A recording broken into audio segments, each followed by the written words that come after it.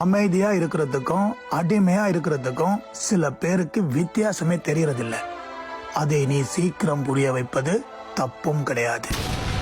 உன் தன்மானத்தை சீண்டிவிட்டு உன் கோபத்தை குறை சொன்னால் அதுக்கு நீ பொறுப்பில்லை. சந்தர்ப்பம் பார்த்து உன்னை களங்கப்படுத்துகிறார்கள் என்றால் அவர்களுக்கு இன்னொரு வாய்ப்பு கொடுப்பது உன் தப்பு. நீ எப்படி இருக்க வேண்டும் என்று அடுத்தவன் உன்னை முடிவு செய்தால் உன்னை காணவில்லை என்று நீயே போய் விளம்பரம் கொடுப்பதற்கு சமம். இதுவரைக்கும் எதுவுமே மாறவில்லை, இனி என்ன மாறப்போகிறது என்று மனம் தளர்ந்து விடாதே. ஏனென்றால் கடைசி நேரத்தில் மாறிய ஆட்டங்கள் இங்கே நிறைய இருக்கு. தனித்து விடப்பட்ட பிறகு உன் பலம் மட்டுமல்ல, உன் பலவீனமும் உனக்கு தெரியும். உனக்கு தெரியாத வரைக்கும் தான் அது உன் பலவீனம். நாட்கள் போகிறது என்று முயற்சியை கைவிட்டு விடாதே. தாமதமாகும் போதுதான் உனக்கே தரமானது எது என்று புரியும். உன்னை அளவைத்தவர்களையும் உனக்காக அழுதவர்களையும் எந்த சூழ்நிலையிலும் நீ மறந்து விடாதே.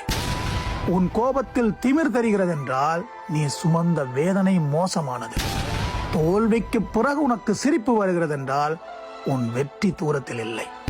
முட்டாள்களுக்கு நிரூபிக்காமல் அறிவை வளர்த்துப்பார். நிறைய நேரம் உனக்காக மிச்சம் இருக்கும்.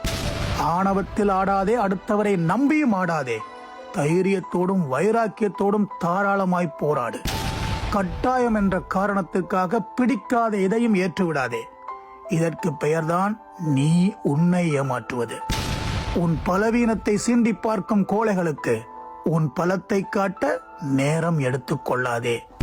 தெரிந்து செய்வது தப்பில்லை, ஆனால் தெரியாமல் அதை செய்தாலும் எல்லா தப்பையும் மன்னிக்கவும் முடியாது. இருக்கும்போது உன்னை கண்டுகொள்ளவில்லை என்றால் உன்னை தேடும் போது நீ கிடைக்காமல் இரு. ரொம்ப நன்றி.